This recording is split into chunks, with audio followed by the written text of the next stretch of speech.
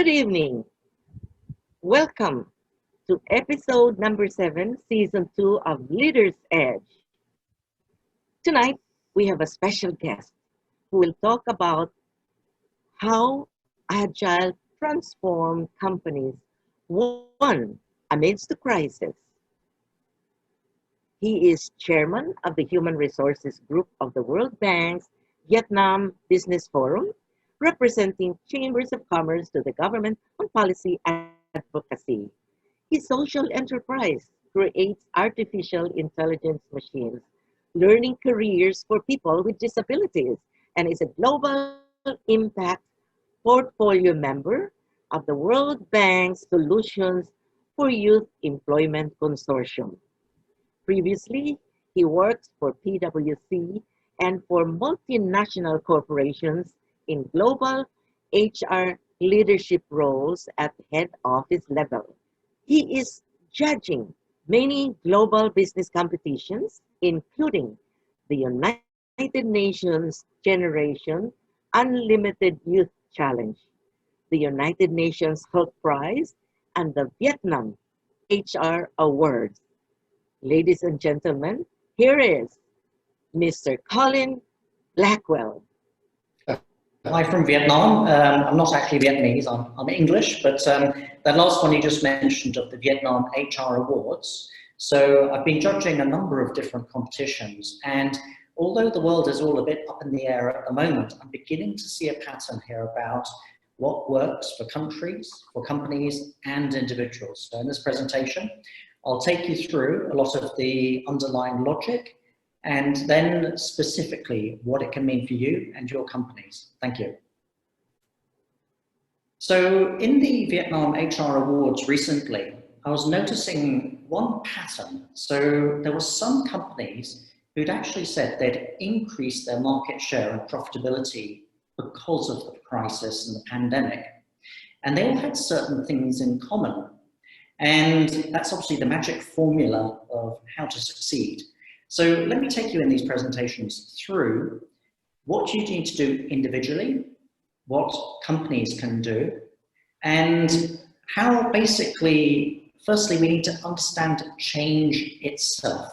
Change has speeded up incredibly because of the pandemic. People are saying there's been 10 years of change within the last couple of months, which could well be true. But to be able to cope with it, we have to understand first what is change. And the first thing to understand about it is it's exponential. So if you look on the left-hand side of this chart, you see firstly life on Earth, 4 billion years, but humanity only appeared at the very end of that. And then within the whole history of humanity, the technology era was only the last, right at the end of that. And it suddenly speeded up. We spent thousands of years, sort of at the very basic level, but we only entered the computer age in the last 50 years. And even within that 50 years, there's exponential change on exponential change on exponential change. So it's going crazy. It's almost a vertical line at the moment. With the result, as my friend Roland in America said, was we will see more change in our lifetimes than all of the change for the entire history of the world that has led up to it. So interesting and some would say a little bit scary times we live in. But first, this is to understand the context of that. And even you'd look at this and say, well, maybe I could handle that.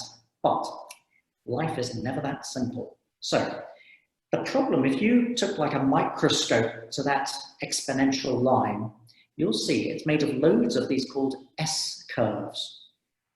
And an S-curve is where an entire chain of change starts and stops. So a good way to demonstrate this is, let's say, the entire technology move on recorded music. So before there was recorded music, if you wanted to listen to some music, you'd have to sing yourself, or a friend would have to play a guitar or piano or something. But then in the late 1800s, the first wax disc was made, and then they improved the technology and it became a record player. Then there was a Sony Walkman, and then there were discs. So there was, that technology went as far as it could. But now you don't need any of that because the internet came along and replaced the entire thing with downloadable music. So you now listen to your music on your smartphone. So there was an entire chain of technology, and then it was transitioned out to be something completely unrecognizable. And it's those jumps that throw people for good reason. So here, let's look at an incremental change, something going along one of those little S curves. So you can imagine, your mum and pop shop, and everybody can understand how that could change to the shop on the right. Of course, it's going to be bigger, better, tidier, shinier. But what happens if that sales moved entirely online and you were doing online shopping? That's a transformational jump. And someone who was expecting a shopping center and a space center, it's not on the same line. It's completely moved. And that transformation jump is what's happening more and more, not just in one thing, but loads of things at the same time in a very complex scenario. This is what people have trouble getting their heads around. So apply this, let's say another example to manufacturing. I'm just using some examples here. You have on the left-hand side, during the Industrial Revolution in the 1700s in England, the first machines coming in, the first factories. Now, around where I live in Vietnam, you've got loads of factories that look like the very colourful pink one there on the right, where people are doing largely the same task. But what about a transformational jump where it's robots running the whole factory, like the above picture? So the same you could apply to, let's say, office work. If you looked at an office 200 years ago in London, it would look like one of those pictures. If you looked at a big BPO call center, it would look like the picture on the right. But what happens if the whole thing is run by an AI? There are no people at all. So these are the transformational jumps that we have to kind of get our heads around. So what happens to somebody's job when it is transformed? And it does happen. My own company here in Vietnam, we literally make money by finding things to give to computers to save our clients money, and also to outsource things, to take tasks out of America or out of Germany and bring them here to Vietnam. So for that person in America, for that person in Germany or in the Philippines or Vietnam, what happens when their job is transformed beyond recognition? Now, the data we are getting is a little bit worrying when it comes to this. 20% of people will get their heads around it, will transition, and will do incredibly well out the whole thing. 40% of people will be knocked out of that S-curve, out of that career track, and will lose that job. Now, they won't become unemployed, they will typically move into the gig economy, they'll downgrade a bit, they'll become, Uber driver or something like that. But 40% will permanently leave the workforce. Now, you can imagine these kinds of ratios panic governments and obviously a lot of people. This is very serious. Everybody's like, well, how do we give people a chance? How do I give myself a chance around this? And is this true? Well, let's look at an American example. What's happening in society in America? And I'm picking on America because they've got big data sets and loads of colorful pictures like this. So in this chart, I'm just trying to show what typically this 20-40-40 split. So up the vertical axis, we have people's ability to adapt from low to high. And on the horizontal axis, we have people's aptitude from low to high. So the people down in that bottom left-hand corner, the SNAP, those are the people on food stamps. So the people who've been excluded by the economy. They didn't have the aptitude necessarily, but more importantly, they didn't have the ability to adapt. So they've just been taken out of the workforce. And those numbers are high, especially after the pandemic. You look at 40-something% of the US population on food stamps. Now, the people who had the aptitude on the bottom right, but low ability to adapt, they're the people in the middle class, your engineers, your accountants, those kind of people. But that number is going down very steadily, this long-term trend, which has had a major boost, speeding up because of the pandemic. Now, what about the people who weren't particularly smart, but they had that ability to adapt? They entered the gig economy. They're delivering food, they're doing these part-time roles, and that is increasing. You look at that number, remember 40%? the expected contingent workforce, the gig economy in America is about 43%, exactly as we were expecting. And those people who do really well out the whole thing, they're smart and they've adapted, they are the ultra wealthy. This is leading to big inequalities in society, but they understand what's going on here. So what I try and do as my social mission is try to explain these mechanics to people to give them a chance, because I'm the bad guy automating things and removing jobs from the economy. So the least I can do is just explain how this whole thing works in the best way I can. So there's a number of different things going on. I mean, life is complicated.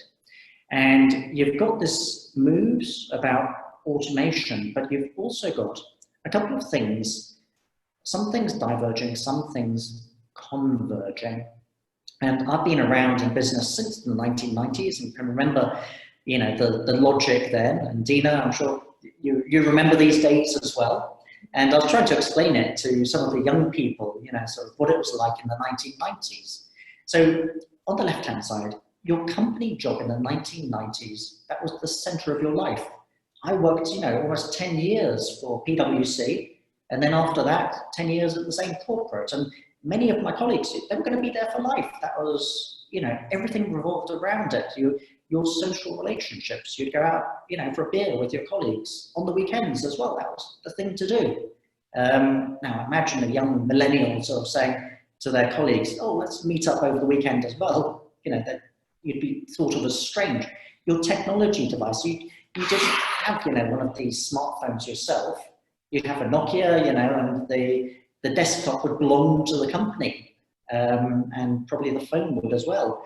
You relied on the company for formal education. They'd have training courses, you know, so everything was together. But now people have their own lives, right? So you have a career, but it's different from your job. Your job could be project to project, or you're going to be moving from one job to another. You could have several at the same time. You're responsible for your own learning. You have a completely different social set, and you have your own technology devices you bring to the workforce. So things that has diverged, which is an interesting one. People think differently now. But at the same time, businesses have converged. So in the past, let's say the business landscape was a lot easier. So, okay, I have my company, and I can say, look, okay, this person is my customer, this person is my supplier, this person is my competitor. The world is simple. I can just box people away very, very easily. And there's a clear division of roles. But now, wait, it's way more complex than that. So let's say to win a contract, I may have to go in with a consortium of other companies who are my business partners. And they can't win it individually, I can't win it individually, but together, we're all good at our own thing, but we join things together. And my competitor may also be a partner. It is complicated, you know, the whole thing. And on top of that, we're adding globalization, remote working, transformation. So you see, things have absolutely fundamentally changed. Now, the change just went crazy with the pandemic. So everything was happening at once, all of a sudden. So you had supply chain disruption. You had to switch to new products. You know, I was talking with some companies that never made hand sanitizer before, and they suddenly in 1 week had to produce that. The manufacturing changed, so you had to reorganize your manufacturing floor to have social distancing, bring in new equipment. Your office workers were working remotely. You had new government regulations. The stuff you were selling, you suddenly had to push down e-commerce as your main way. You had new distribution, the shops were closed. How do you get your stuff to customers? You had to, at the same time, rapidly cut costs, and you were transforming and automating, plus everything was globalizing. And you had to do all of this in a major hurry. So a transformed modern company could do it. Yes, so Colin, excuse me. Yes. So what happens to companies or individuals, entrepreneurs who have very little resources, and how do they adapt to all these trends? And you see, it's the speed also by which this is happening. So how do they adjust to this? Yeah, so the good thing with this change, if you personally have your head around what this change is, you don't need loads of resources like you did in the past because you're using these ecosystems and modern agile ways. So you don't need $1 billion to reinvent everything yourself. You can find other people who can match. You can take off-the-shelf technology that's new. You just plug in and it may cost you $50 to buy the license rather than spending a year to try and do it yourself. You could find other partners who are already specialists in e-commerce, in automation, in all of these things. So the modern transformed world actually has these new tools. The technology hasn't been the restraining factor for many years already.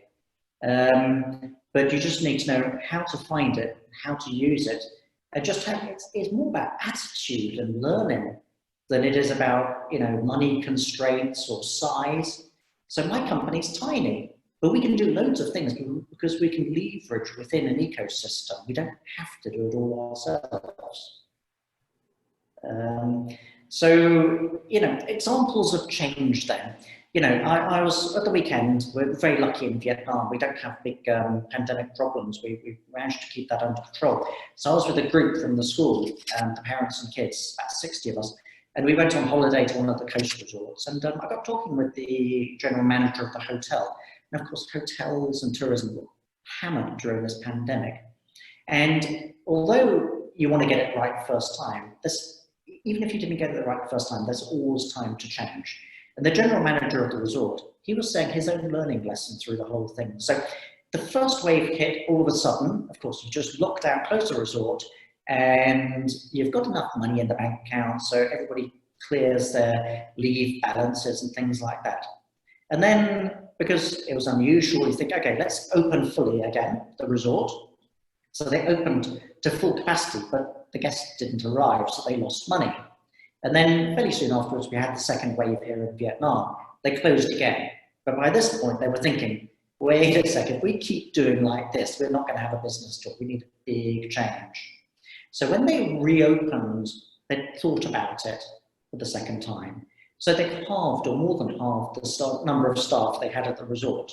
And they thought, okay, if we need more people, we can bring in temp workers. We can automate a whole bunch of things because we have to for hygiene reasons for COVID. We're going to try and get the Vietnamese market because the international tourists aren't coming in. And we're going to set it where if we fill our resorts at 30%, we're break even. So last weekend they were doing 80%. So they were profitable because they'd gone through a major change. They couldn't get their heads around it immediately, but they got there, which was the important thing. So basically, what we're saying is change, you have to do it. You've got to listen to the market. There's the information out there. There's the internet, all the information in the world is out there and other people's experience. And you've got to make the change. Then you actually got to action it and do it. So there's hope yet. So that's change.